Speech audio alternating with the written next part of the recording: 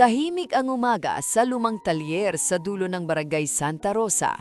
Amoy grasa at kalawang ang hangin at ang dating masiglang tunog ng makina ay napalitan ng mahabang katahimikan.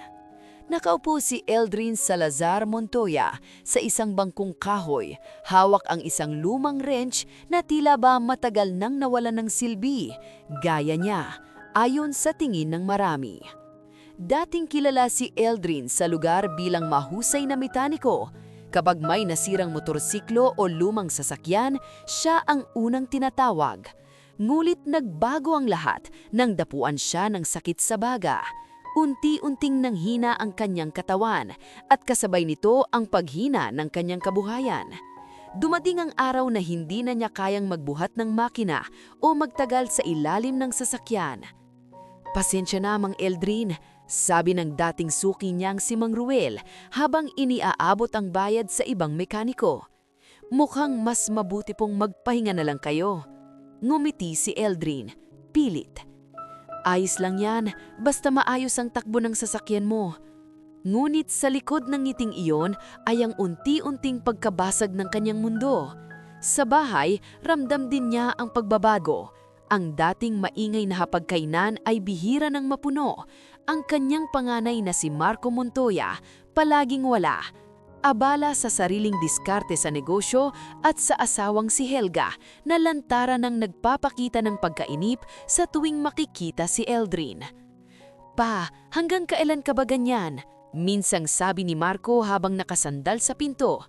"Hindi na sapat yung kinikita namin para saluhin lahat." Tahimik na tumanggo si Eldrin. "Hindi ko naman hinihingi ang lahat, anak." Ngulit hindi iyon narinig ni Marco. Para sa kanya, si Eldrin ay isa ng pabigat. Si Lea, ang nag-iisang babae, ay unti-unti ring naging mailap. Dati siya ang pinakamalapit sa ama. Ngayon, mas abala na siya sa telepono, sa mga kaibigan at sa mga pangarap niyang buhay na malayo sa amoy ng langis at kalawang. "Pa, aalis muna ako. May event," na malamig niyang sabi isang gabi, hindi man lang tumingin. "At ang hapunan?" mahinang tanong ni Eldrin. "Kayo na lang ni Mama," sagot ni Lea bago tuluyang isara ang pinto. Ang bunso namang si David ay tahimik pero ramdam ang distansya. May mga gabing naroon lang siya sa sala, tila may gustong sabihin ngunit pinipiling manahimik. Siya ang nakakaalam ng hirap ng ama, ngunit siya rin ang unang natutong umiwas sa problema. Sa gitna ng lahat ng ito, si Ivana Montoya, ang ilaw ng tahanan, ang nagiging tulay ng pamilya. Siya ang kumakausap sa mga anak. Siya ang umaalo kay Eldrin tuwing inaatake ito ng ubo sa gabi. "Lilinaw din ang lahat," bulong ni Ivana isang gabi habang hawak ang kamay ng asawa. "Hindi ka nag-iisa." Ngunit ang liwanag na iyon ay bigla nang nawala. Isang madaling araw, hindi na nagising si Ivana. Tahimik siyang binawian ng buhay sa kanilang silid. Iniwan si Eldrin na yakap ang malamig na katawan ng asawa. "Mahal, gising na," nanginginig na sabi ni Eldrin. Ngunit walang tugon. Ang burol ay puno ng tao, ngunit ang tahanan ay puno ng lamig. Pagkatapos ng libing, doon tuluyang nagbago ang lahat. Hindi na umuwi si Lea ng matagal, si Marco ay dumalang ang pagbisita. Si David ay mas piniling manatili sa trabaho. Isang gabi, nagtipon ng magkakapatid sa sala. Nasa gitna si Eldrin, nakaupo, tila bisita sa sarili niyang bahay. "Kailangan na nating pag-usapan to," seryosong sabi ni Marco. "Hindi na praktikal na manatili tayo rito." "Anong ibig mong sabihin?" tanong ni Eldrin, bagamat may kutob na siya. "Benta na natin ang bahay," diretsyo ni Marco. "May makukuha tayong puhunan. Ikaw pa, may mahahanap naman sigurang matitirhan." Parang may pumutok sa dibdib ni Eldrin. "Ito ang bahay na pinaghirapan namin ng mama ninyo." "Pa," sinet ni Lea, "hindi na ito bagay sa mga plano namin." Tahimik si David, ngunit hindi siya tumutol. Ilang linggo lang ang lumipas, naibenta ang bahay. Walang sigawan, walang iyakan, parang isa lamang ordinaryong transaksyon. At isang maulang hapon, bitbit ni Eldrin ang Dumating ang balita sa paraang pamilyar. Bulong-bulungan, pira-pirasong impormasyon at mga pangalang binibigkas ng may halong pagtataka. Isang linggo matapos kumalat ang usap-usapan tungkol sa lupang minana ni Eldrin Salazar Montoya, may kumatok sa pintuan ng kanyang paupahan sa isang Sabado ng umaga. Pagbukas niya ng pinto, bumungad ang isang ngiting matagal na niyang hindi nakikita. Si Marco Montoya, maayos ang bihis, may kasamang babaeng naka-sunglasses kahit nasa lilim. Si Helga Vireles Montoya. "Pa," sabi ni Marco, pilit na magiliw. "Matagal na." Hindi sumagot agad si Eldrin. Tinitigan niya ang anak na tila ba isang estranghero. "Anong sadya ninyo?" Mahinahon niyang tanong. "Bumisita lang," sabat ni Helga, sabay silip sa loob ng silid. "Grabe, dito ka na pala nakatira." Sa loob ng ilang minuto, dumating din si Lea, may dalang mamahaling kape, at si David, tahimik ngunit alerto ang mga mata. Biglang napuno ang maliit na silid, hindi ng init ng pamilya, kundi ng tensyong matagal nang naipon. "Kumusta ka na, pa?" tanong ni Lea, may himig ng pag-aalala ngulit hindi tumitingin ng diretsyo. "Mabuti," sagot ni Eldrin, nabubuhay. Nagkatinginan ang magkakapatid. Si Marco ang unang nagsalita. "Narinig namin tungkol sa lupa." Doon na nagsimulang luminaw ang lahat. "Malaking responsibilidad yon," dagdag ni David, maingat ang tono. "Baka kailangan mo ng tulong." "Anong klaseng tulong?" tanong ni Eldrin. Legal, sagot ni David. "Pamamahala. Alam mo naman pa, matanda ka na." Tahimik si Eldrin. Hindi siya nagtaas ng boses, hindi rin siyang ngumiti. Pinakinggan niya ang bawat salita, bawat pagkukunwari. "Pa," singit ni Marco, "mas mabuting sigurong ipamana mo na sa amin ang lupa. Kami na ang bahala. Para sa pamilya." "Pamilya?" ulit ni Eldrin, banayad ang boses. "Kailan pa?" Napangiti si Helga, ngunit malamig ang mga mata. "Wag na nating palalimin. Praktikal lang kami. Hindi mo rin naman magagamit yan." "Hindi ko ginagamit ang mga anak ko para sa pakinabang," sagot ni Eldrin, diretsyo, ngunit hindi pa sigaw. Sandaling natahimik ang silid. Si Lea ang unang nawalan ng pasensya. "Pa, wag mo namang kaming gawing masama. Concern lang kami." "Concern?" tanong ni Eldrin. "Nasaan ang concern ninyo nitong mga nakaraang taon?" Hindi sumagot si Lea. Sa halip, tumingin siya sa cellphone niya, parang naghahanap ng ligtas na distansya. Lumabas ang tunay na ugali nang magsimulang magsalita ang mga kasama nila. Si Helga ang pinakamaingay. Binanggit ang mga koneksyon, ang potensyal, at ang sayang kung mapupunta raw sa wala ang lupa.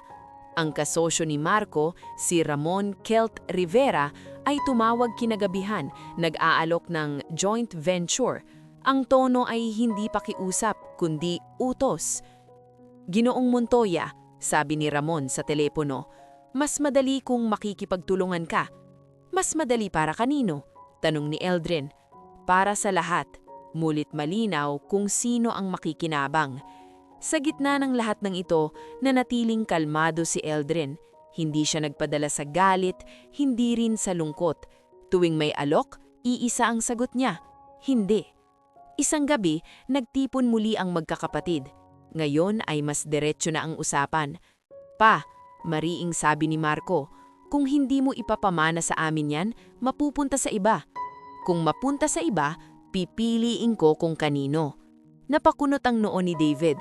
"Hindi ka ba nag-iisip sa magiging epekto nito sa amin?" "Matagal ko nang iniisip ang epekto ng mga desisyon ninyo sa akin," tugon ni Eldrin. "Ngayon naman, panahon ko na."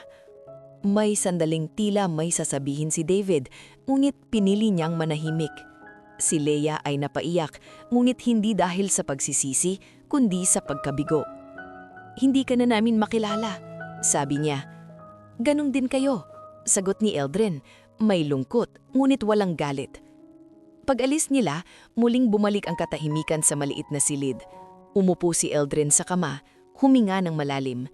Dumating si Maureen Alcantara Quinto kinabukasan, dala ang balita na may mga nagtatanong tungkol sa kanya sa barangay. Handa ka ba? Tanong ni Maureen. Oo, sagot ni Eldrin. Hindi para makipaglaban, kundi para manatiling totoo. Sa unang pagkakataon, ang mga anak na bumalik ay hindi na niya hinabol. At sa kabila ng pressure, pananakot at emosyon, pinili ni Eldrin ang katahimikan bilang sandata. Hindi niya alam kung saan hahantong ang lahat, ngunit malinaw sa kanya ang isang bagay. Ang lupa ay hindi lamang ari-arian. Ito ang pagsubok kung sino ang may karapatang mamana ng prinsipyo, hindi ng pera. Hindi agad sumabog ang digmaan. Unti-unti itong gumapang parang lasong dahan-dahang hinihigop ng pamilya. At sa gitna ng lahat, malinaw kung sino ang may hawak ng posporo. Si Helga Virieles Montoya. Sa loob ng marangyang opisina ni Marco, nakaupo si Helga na tila may inaabangan tiyempo. Nakalatag sa mesa ang mga dokumento, medical records, lumang papeles at isang draft ng petisyon. Hindi siya papayag, sabi ni Marco, halatang nag-aalinlangan. Kahit anong pilit natin, ngumiti si Helga, mabagal at tiyak. Hindi natin kailangan ng pahintulit niya. Napatingin si Marco. Anong ibig mong sabihin? Simple lang, sagot ni Helga. Ideklara nating wala na siya sa tamang pag-iisip. Nanlamig si Marco. Helga, ama ko siya. At lupa ko ang mawawala kung hindi tayo kikilos, mariing sagot ni Helga. Magkaiba yon. Ilang araw matapos iyon, nakatanggap si David Montoya ng tawag mula sa hipag. Inimbitahan siya sa isang pribadong dinner, walang media, walang staff. Pagdating niya, naroon si Helga, handa na ang plano. David, panimula ni Helga, ikaw ang pinakamay alam sa batas sa pamilya natin. Kung tungkol to sa lupa, simula ni David, hindi. Tungkol to sa ama ninyo. Ipinakita niya ang mga dokumento, isang psychiatric assessment template, affidavits at request para sa conservatorship. Hindi ko to pwedeng gawin, mariing sabi ni David, iligal yan. Hindi kung maayos ang pagkakagawa. At hindi kung para sa kapakanan niya. Pinapagawa mo akong sinungalingin ng korte. Pinapagawa kitang iligtas ang pamilya o iligtas ang sarili mo. Natigilan si David. Sa isip niya, bumalik ang mga gabing iniwan niya ang ama sa katahimikan. Ang mga tawag na hindi niya sinagot, ang mga kasinungalingang na sinabi niya sa publiko. Kung hindi ikaw, dagdag ni Helga, malamig ang boses, may iba kaming lalapitan. At kapag nabunyag na ikaw ang tumanggi, isipin mo ang magiging epekto sa karera mo. Tahimik si David. Hindi siya pumayag, ngulit hindi rin siya tumanggi. At sa katahimikan iyon, doon nagsimula ang kanyang pagkakasangkot. Samantala, si Lea Montoya ay nahulog sa sariling bitag. Isang gabi, inimbitahan siya ni Helga sa isang exclusive event, mga investors, brand executives at mga pangakong kontrata. Basta sumunod ka lang, bulong ni Helga habang nagkakape sila. May paparating na endorsement pero kailangang malinis ang image mo. Paano si Papa? Talong ni Lea mahina. Hindi bagay sa brand mo ang isang amang mahirap at may sakit, diretsong sagot ni Helga. At kung tutulungan mo kami, tutulungan ka rin namin. Kinabukasan may lumabas na post si Lea, hindi diretsong paninira, ngunit sapat para maghasik ng duda. Isang mahabang caption tungkol sa toxic parents, emotional manipulation, at mental instability. Hindi binanggit ang pangalan ni Eldrin pero malinaw kung sino ang tinudukoy. Sa maliit na repair shop, nabasa ni Eldrin Salazar Montoya ang balita mula kay Mang Teodoro. Anak mo to? Tanong ng matanda. Hawak ang cellphone. Tahimik si Eldrin. Binasa niya ang caption. Ang mga komento, ang mga taong hindi niya kilala pero humuhusga. Hindi ko na siya kilala. Mahina niyang sabi. Hindi pa roon nagtapos. Ilang linggo ang lumipas, may dumating na opisyal na sulat, isang petisyon na humihiling na ideklara siyang hindi na kayang magdesisyon para sa sarili. May mga pirma, may mga affidavits, may mga detalye na halatang pinagplanuhan. Nababaliw na sila. Bulalas ni Mang Teodoro. Tahimik si Eldrin, naninginig ang kamay. Hindi sila, siya. Dumating si Maureen Alcantara Quinto, galit at nag-aalala. Eldrin, kailangan mo ng abogado, ngayon na. Hindi ako lalaban, sagot ni Eldrin, pagod ang boses. Hindi ito laban ng lupa, mariing sabi ni Maureen, laban to ng dangal mo. Sa gitna ng legal na kaguluhan, nagsabog din ang emosyonal na sugat. Nagkaharap ang mag-ama sa isang pribadong pagpupulong na pinilit ni David. Pa, sabi ni David, hindi makatingin. Kailangan lang namin ng kasigurahan. Ng kasigurahan ng ano? Na wala na akong silbi? Hindi ko sinasabi yan, pero pinirmahan mo. Sagot ni Eldrin, walang galit, mas masakit pa. Napayuko si David. Hindi ko alam kung paano lalabas dito. Alam mo ang batas ay pwedeng baluktutin, pero ang konsensya, hindi. Habang papalapit ang formal na paghahain ng kaso, lalong umiigting ang tensyon. Ang pamilya ay nahati sa magkabilang panig, pera laban sa prinsipyo, imahe laban sa katotohanan. At sa gitna ng legal at emosyonal na digmaan, malinaw na hindi na ito tungkol sa lupa. Ito ay tungkol sa kung sino ang may karapatang magdikta ng katinuan at kung hanggang saan kayang ibenta ng isang pamilya ang sariling dugo para sa kapangyarihan. 2 taon ang lumipas bago tuluyang humarap sa hukuman ng kaso. 2 taong puno ng paghihintay, paninira at katahimikang sinadya. Sa araw ng pagdinig, maaga pa lang ay puno na ang bulwagan. May media sa labas, may mga usisero sa loob at may pamilyang matagal nang hindi nagkakatitigan. Tahimik na pumasok si Eldrin Salazar Montoya. Simple ang suot, tuwid ang likod. Kasama niya si Maureen Alcantara Quinto, hawak ang isang folder na may mga papel na ilang ulit nilang inisa-isa. Sa kabilang panig, naroon si Marco, malamig ang muka, si Leia, nakasalaming itim, at si David, tahimik, tila ba mas mabigat ang suot na Amerikana kaysa sa konsensya. Tumayo ang hukom, nagsimula ang lilitis. Ginoong Montoya, wika ng abogado ng kabilang panig, ipinapakita namin na kayo ay hindi na kayang pangasiwaan ang inyong mga ari-arian. Narito ang mga affidavit. Tutol kami, putol ng abogado ni Eldrin, si Attorney Silvestre Narvaez. Hihilingin naming marinig ang panig ng aking kliyente. Tumanggo ang hukom. Ginoong Montoya, maaari na kayong magsalita. Tumayo si Eldrin, hindi siya nanginginig. Ako po ay nagkasakit. Panimula niya, malinaw ang boses. Ngulit hindi ako nawalan ng isip. Ang sakit ay hindi katumbas ng kawalan ng dangal. Nagkatinginan ng mga tao. Sa likod, may pabulong-bulong. Iniharap ninyo ang mga dokumento, sabi ng hukom, na nagpapatunay sa inyong kakayahan? Meron po, sagot ni Eldrin. Inilapag ni Attorney Narvaez ang isang makapal na folder. Narito po ang independent medical assessments mula sa 3 lisensyadong doktor. Lahat ay nagsasabing si Ginoong Montoya ay mentally fit. Napakunot ang noo ng abogado ng kabilang panig. May testamento rin ba? Meron po, sagot ni Eldrin. Huminga siya ng malalim at nagpatuloy. Ito ang huling habilin na aking pinirmahan sa harap ng 2 saksi at 1 notaryo. Nakasaad dito ang aking pasya, malaya, malinaw at walang pamimilit. Nag-angat ng tingin si Marco. Si Helga, na nakaupo sa likuran, ay bahagyang napangiti. Ngunit iyon ay agad napalitan ng kaba nang magsalita ang hukom. Basahin. Binasa ang testamento. Tahimik ang bulwagan.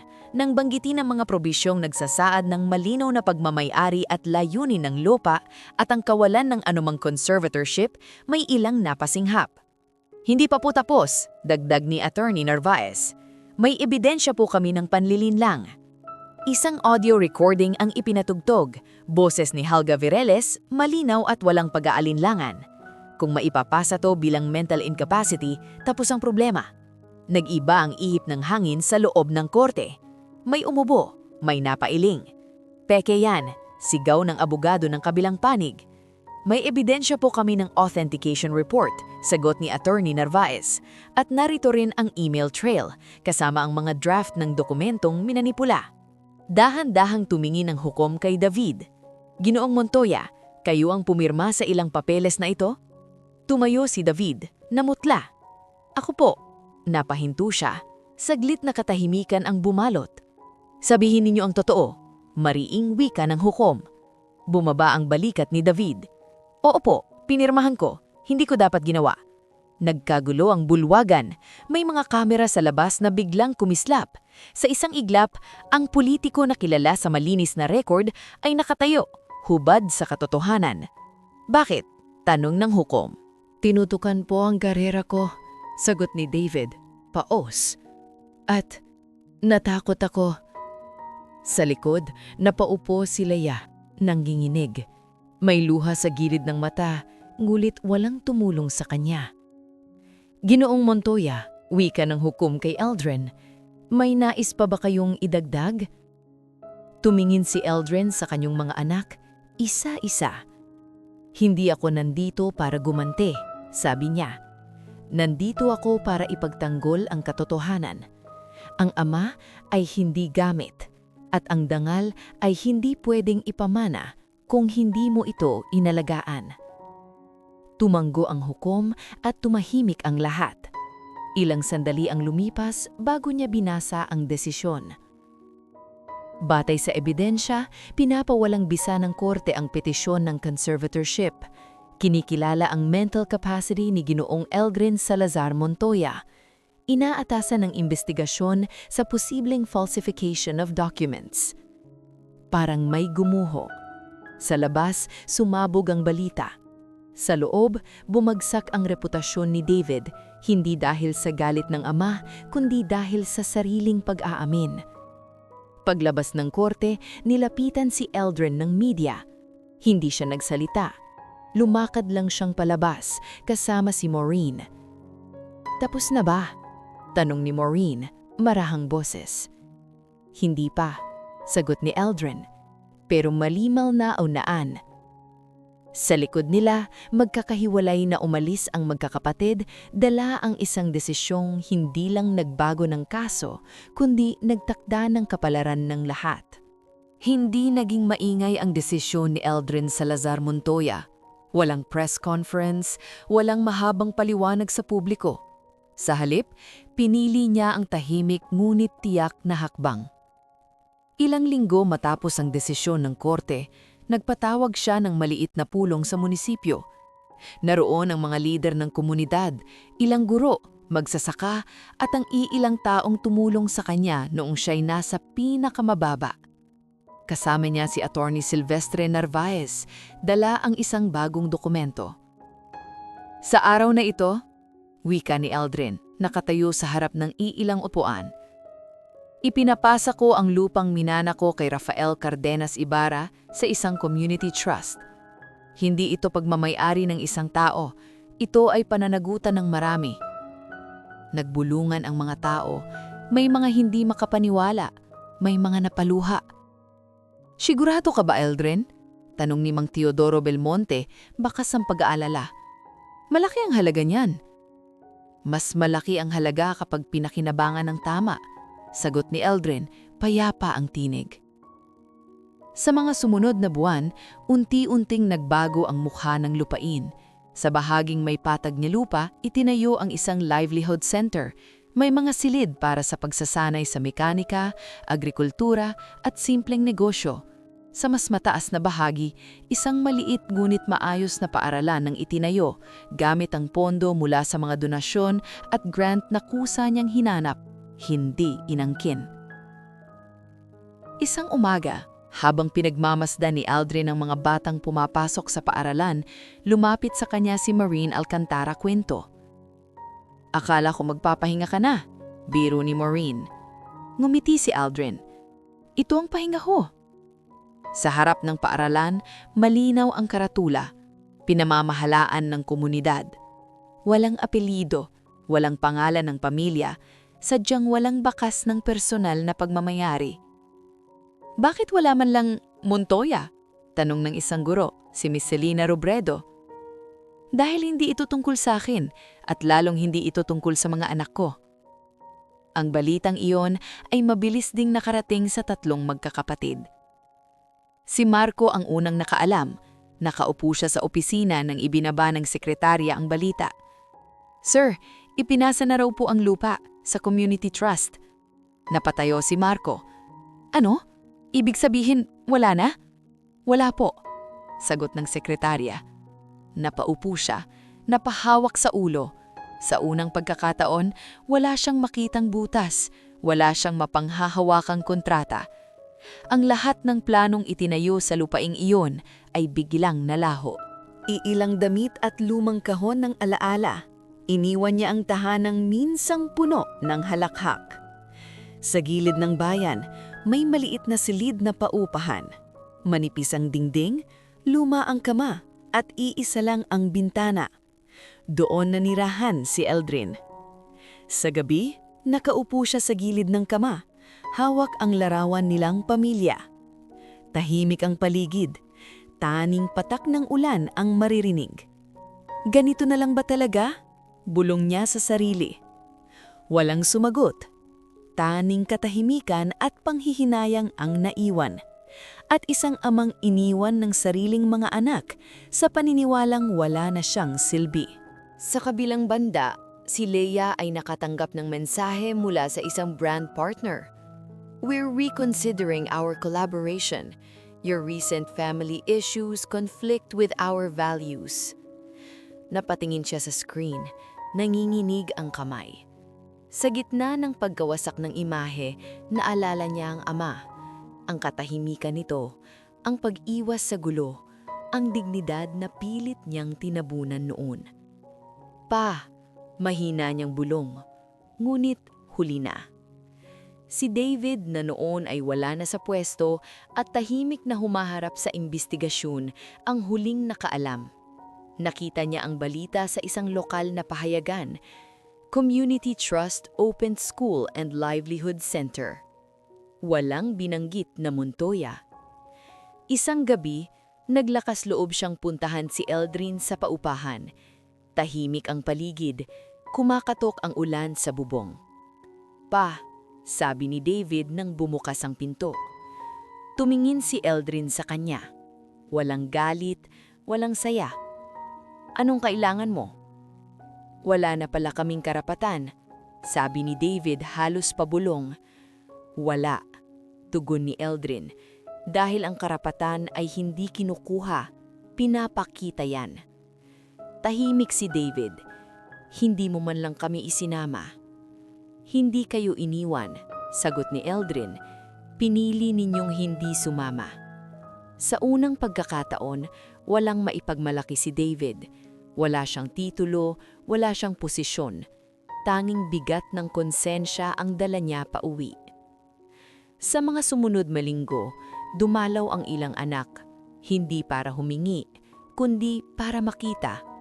Nakita nila ang mga batang nag-aaral, ang mga pamilyang may hanap buhay, at ang mga taong may paggalang kay Eldrin. Hindi sila pinansin ng ama, hindi rin sila itinaboy, ngulit malinaw ang hangganan. Hindi ko ipinagkait ang lupa. Minsan sabi ni Eldrin kay Maureen habang pinagmamasdan ang takip silim. Sa katahimikan, ramdam ng mga anak ang bigat ng kanilang ginawa, hindi bilang parusa, kundi bilang refleksyon. At sa wakas, nauunawaan nila. May mga bagay na hindi minamana at may mga mundong guguho kapag huli mo lang piniling alalahanin ang taong una mong iniwan. Hindi dumating ang pagbagsak ng mga anak bilang isang malakas na pagsabog. Dumating ito bilang sunod-sunod na pagbitak hanggang sa tuluyang gumuho ang mundong matagal nilang itinayo sa ibabaw ng yabang at paglimot. Nauna si Marco Montoya. Ang negosyong logistics na ipinagmamalaki niya ay nagsimulang manginig nang lumabas sa media ang koneksyon nito sa mga negosyanteng sangkot sa iligal na transaksyon. Mga pangalan dati ibinubulong lang, ngayon ay lantad na sa balita. Isa-isa, umatras ang mga kliyente. Kinansela ang mga kontrata. Sinara ang linya ng kredito. Hindi pwedeng mangyari to! Sigaw ni Marco sa loob ng opisina, hawak ang telepono. May kasunduan kami. Pasensya ka na Marco, ayaw naming madamay. Sa gilid ng silid, tahimik na nakaupo si Helga Vireles Montoya. Malamig ang tingin. Kailangan mo ng mas malakas na backer. Kung nakinig ka sana sa akin noon, sa'yo na nga simula to, sa mga plano mo. Tumayo si Helga. Huwag mo akong isisi. Ikaw ang pumirma. Sa gabing iyon, umalis si Helga, dalang ilang bag at walang paalam. Sa loob ng 1 buwan, tuluyang nagsara ang negosyo ni Marco. Naiwan siyang mag-isa sa opisina. Walang empleyado, walang respeto, at walang pamilyang babalikan. Samantala, si Lea Montoya ay unti-unting nawalan ng liwanag sa mundo ng social media. Ang mga brand na minsang pumila sa kanya ay isa-isang umatras. Ang mga komento sa kanyang mga post ay nagbago ng tono. Mula panghanga, tungo sa pangungutya. Nasaan ang perfect life mo? Iniwan mo ang tatay mo? Ngayon ikaw naman ang iniwan. Sinubukan niyang mag-live isang gabi. Pilit ang ngiti. Guys, hindi niyo alam ang buong kwento. Ngunit mabilis na bumaba ang viewers. Isa-isa silang umalis. Parang hindi na siya nakikita.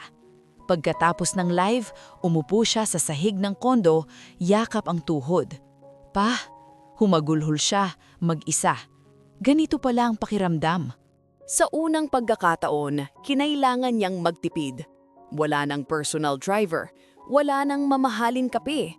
Natuto siyang magluto ng instant noodles, maglinis ng sariling bahay, at magbilang ng barya. Mga bagay na dati ginagawa ng mga taong hindi niya pinapansin. Si David Montoya naman ang pinakamatinding bumagsak. Ang kanyang pag-aamin sa korte ay sinundan ng formal na kaso: falsification of documents, abuse of authority, at conspiracy. Tinanggal siya sa partido, binawi ang mga dating kaalyado.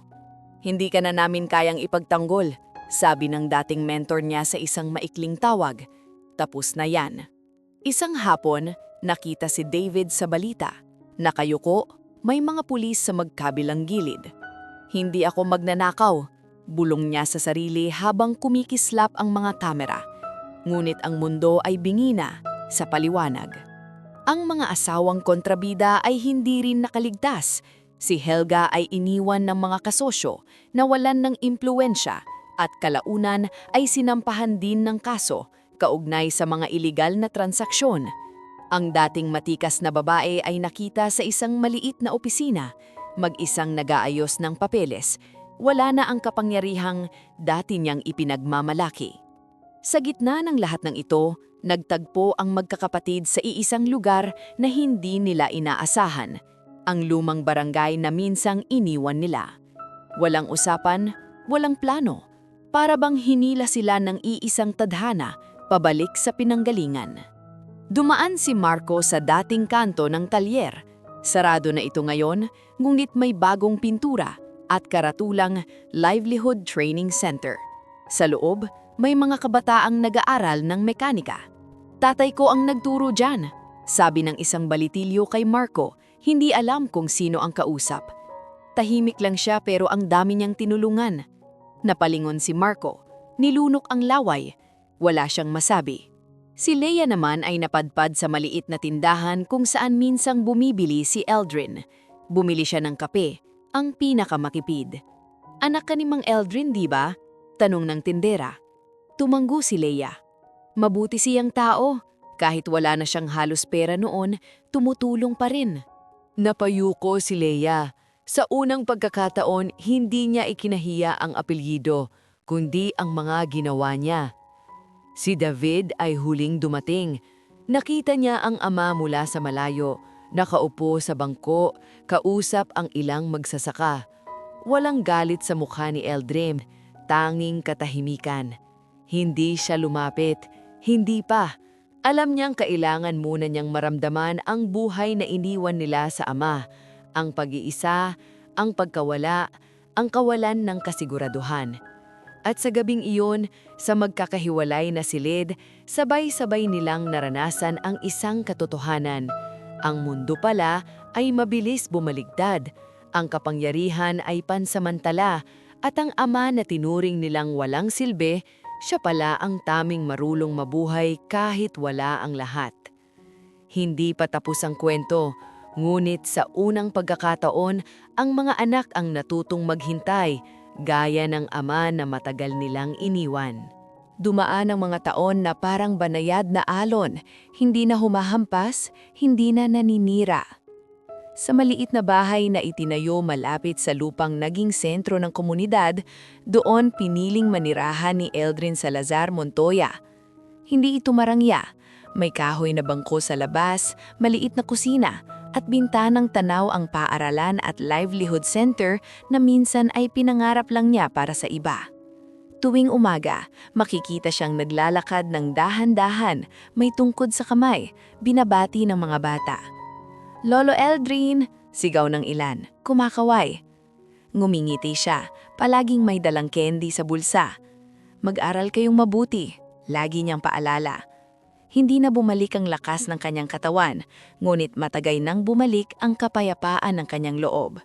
Sa mga hapon, nauupo siya sa lilim ng puno, kausap ang mga magsasaka at guro, hindi bilang may-ari, kundi bilang tagapakinig. "Kung hindi dahil sa'yo, wala kaming ganito," minsang sabi ni Mang Teodoro Belmonte na ngayoy bihira na ring magtrabaho. Umiling si Eldrin, "Kung hindi dahil sa inyo, wala rin ako rito." Isang gabi ng tag-ulan, dumating ang balitang hindi niya inaasahan. Gustong siyang makita ng kanyang mga anak, sabay-sabay. Tahimik niyang pinakinggan ang mensahe, walang bakas ng galit o pananabik. "Kung handa ka," maingat na sabi ni Maureen Alcantara Quinto na nanatili sa kanyang tabi hanggang sa huli. "Handa na akong makinig," sagot ni Eldrin, "hindi na akong handang magbalik-balik." Dumating sina Marco, Leia at David kinabukasan, walang mamahaling sasakyan, walang entourage, simpleng damit, mabigat ang mga mata. Umupo sila sa harap ni Eldrin sa maliit na sala. "Pa," si Marco ang unang nagsalita, nanginginig ang boses. "Patawad." Hindi agad suwagot si Eldrin, tumingin siya sa bintana, sa mga batang naglalaro sa labas. "Anong ipinagpaomanghin mo?" tanong niya. "Iniwan ka namin. Ginamit ka namin." Si Leia ay humagulgol. "Pinili ko ang imahe kaysa sayo. Pinahiya kita." Si David naman ay tahimik, saka tumayo at yumuko. "Sinira ko ang batas para sa sarili ko. Sinira rin kita." Mahabang katahimikan ang sumunod. Hindi ito ang katahimikang puno ng galit, kundi ang katahimikang nagtatakdang hangganan. "Pinatawad ko na kayo sa loob ko, para hindi ko nadalhin ang bigat. Pero ang pagtanggap, ibang usapan yon." Napatingin si Leia. "Ibig mong sabihin?"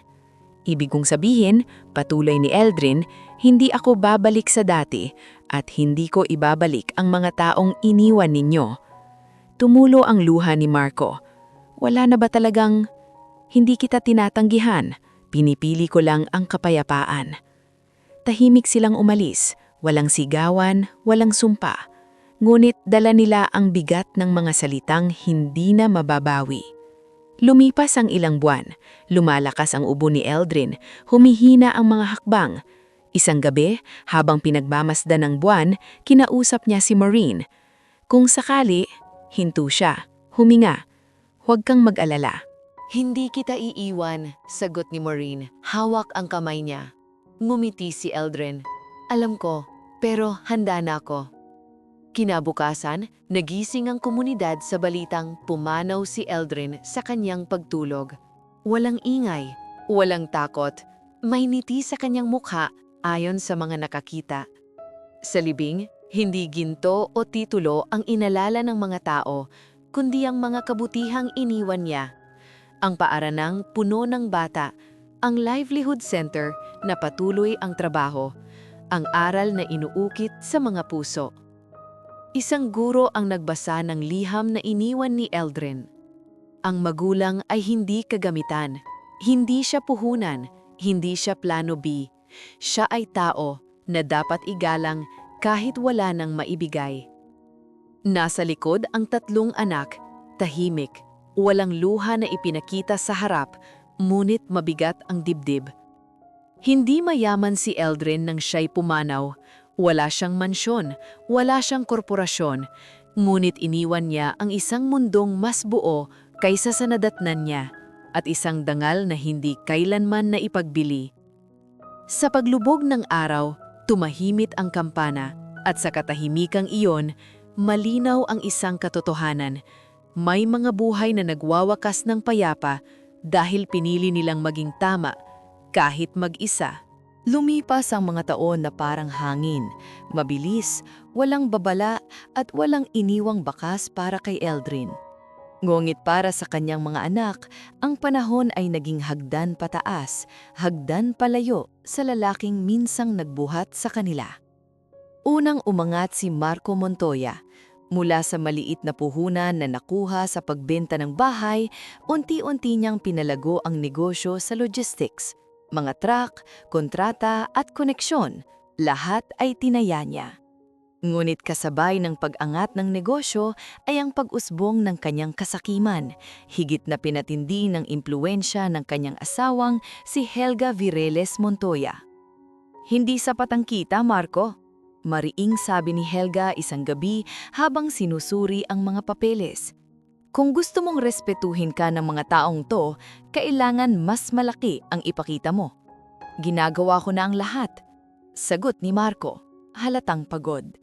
Hindi pa. Malamig na sagot ni Helga. At huwag mong kalimutan, wala ka rito kung hindi dahil sa desisyon nating iwan ang ama mo. Sandaling natahimik si Marco. Isang bahagi ng konsensya niya ang kumurot, ngulit mabilis niya itong tinabunan. Tama ka, hindi na tayo pwedeng lumingon. At tuluyan nga siyang tumigil sa paglingon.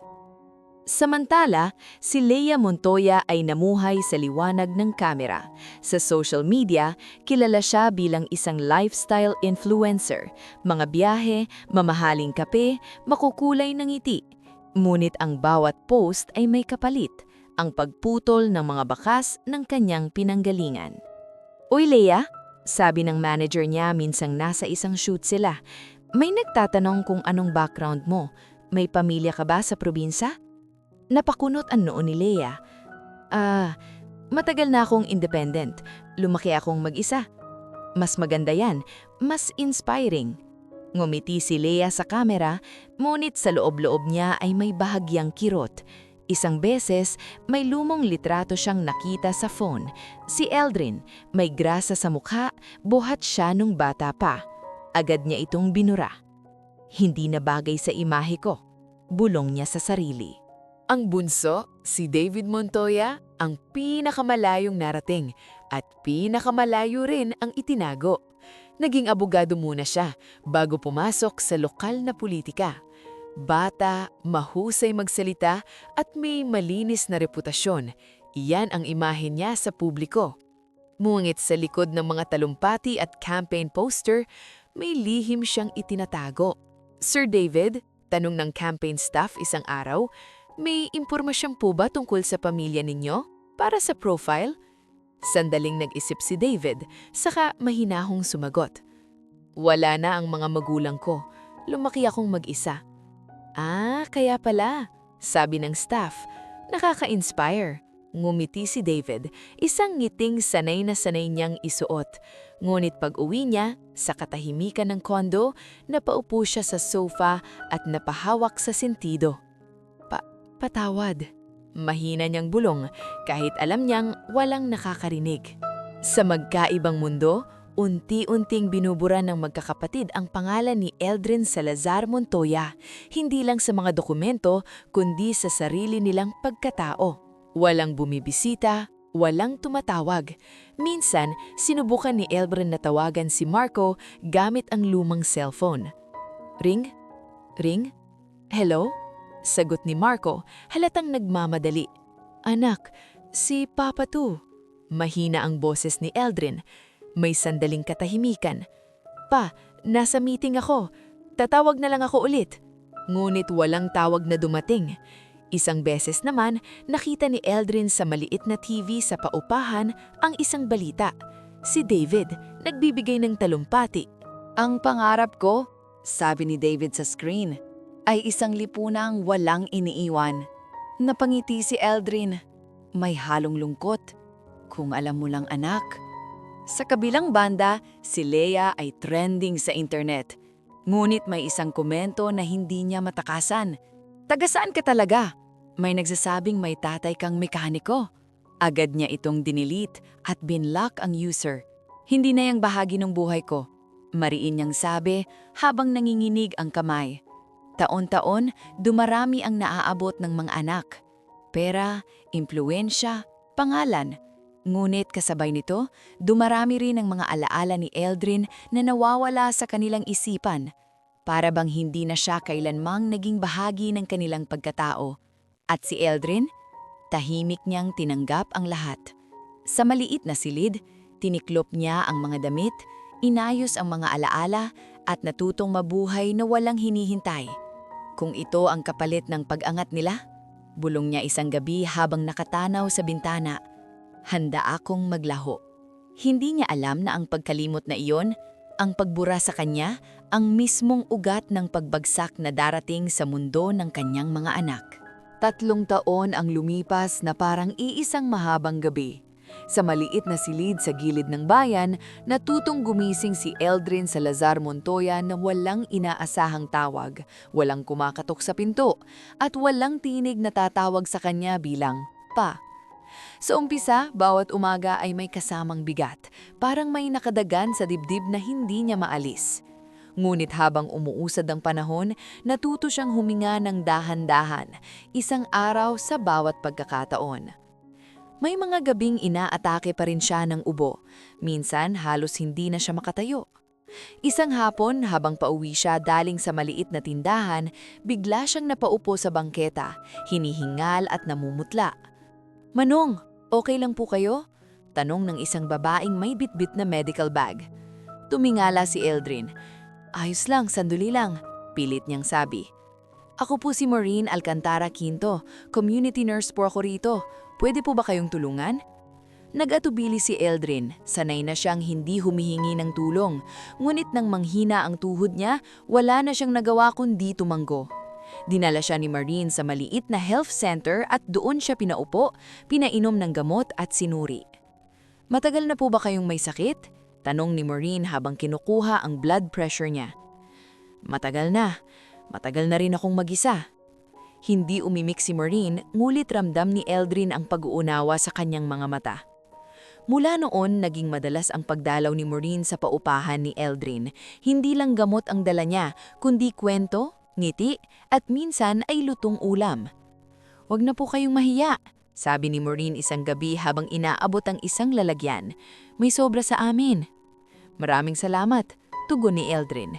"Matagal na akong hindi nasasabihan ng ganyan." Sa presensya ni Maureen, unti-unting natutong magtiwala muli si Eldrin. Hindi sa pangako, kundi sa simpleng kabutihan. Natutunan niyang hindi lahat ng tulong ay may kapalit.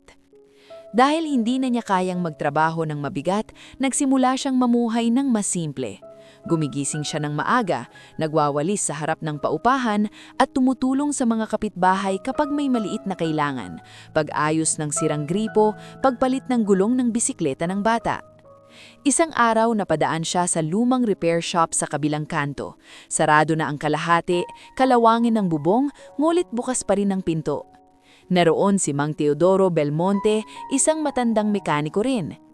"Eldrin," gulat na sabi ni Mang Teodoro, "ikaw ba yan?" Ngumiti si Eldrin. "Oo, buhay pa." "Tara," sabi ng matanda. "Hindi ko na kayang mag-isa rito. Kahit tulong lang." Hindi na nag-atubili si Eldrin. Hindi na siya bumuhat ng makina, ngunit tinuruan niya ang mga batang mekaniko kung paanong makinig sa tunog ng makina, kung paanong mag-ingat at kung paanong maging tapat sa customer. Hindi lahat ng nasira ay kailangang palitan, sabi niya sa isang binatilyong si Jomer Fajardo. Minsan, kailangan lang intindihin. Dumarating ang mga mahihirap, mga tricycle driver, delivery rider, at kapag kulang ang pambayad, tahimik na sinasabi ni Eldrin, "Ayos lang, bawi na lang sa susunod." Isang hapon, napangsin ni Maureen si Eldrin sa shop. "Hindi ka ba napapagod?" tanong niya.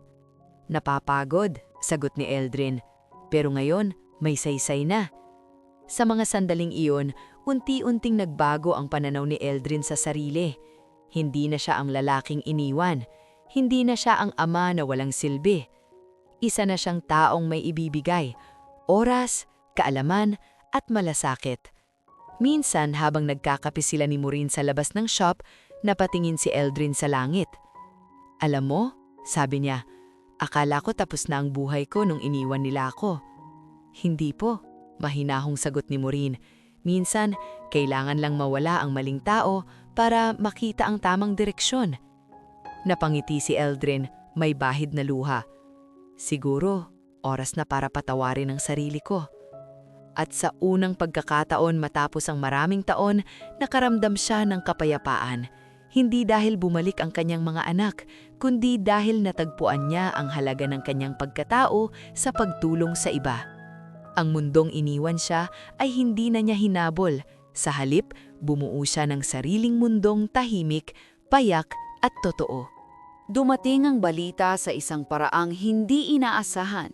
Sa pamamagitan ng isang sobre na walang tatak, iniwan sa harap ng paupahan ni Eldrin Salazar Montoya isang maulang umaga.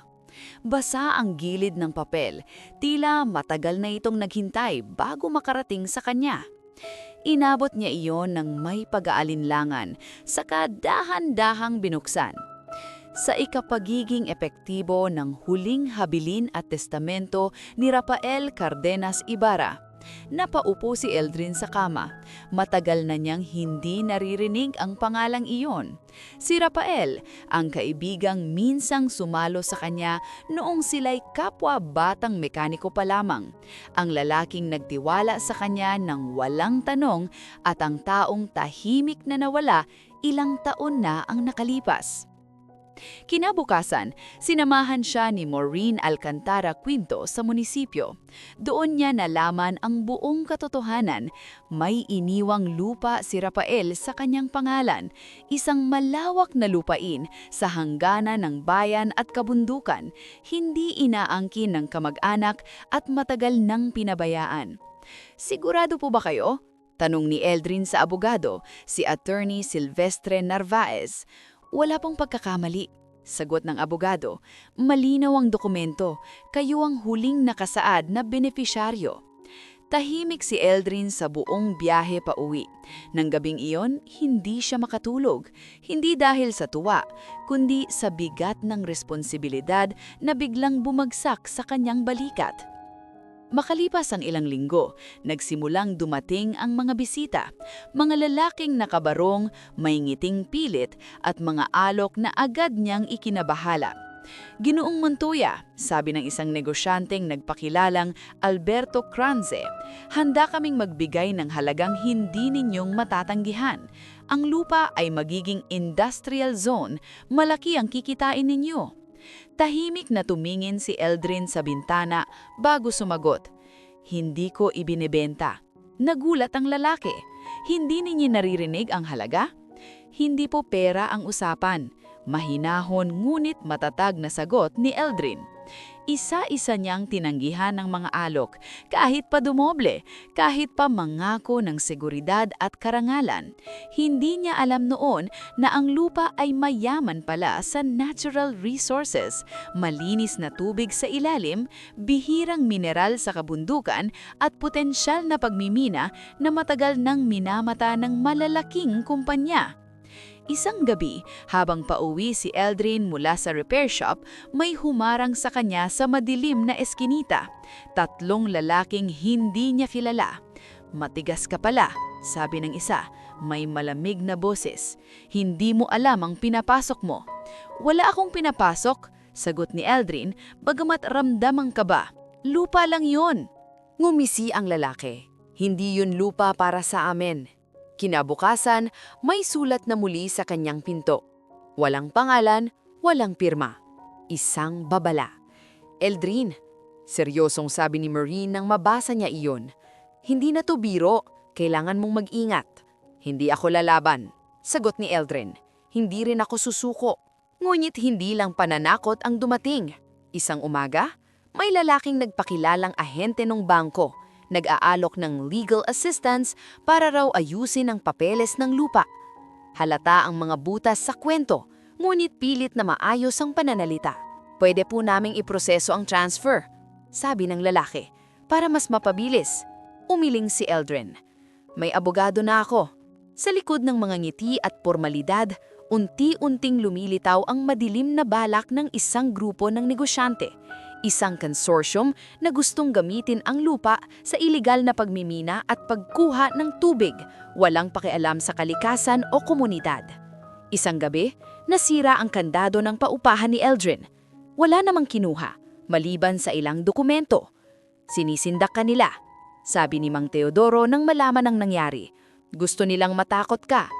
Ngunit sa halip na umurong, tumibay ang loob ni Eldrin. Nakipag-ugnayan siya sa lokal na barangay, kinausap ang mga matatanda sa komunidad at nagsimulang mag-ingat sa bawat kilos. Hindi siya nagsalita sa media, hindi rin niya ipinaalam sa kanyang mga anak ang tungkol sa lupa.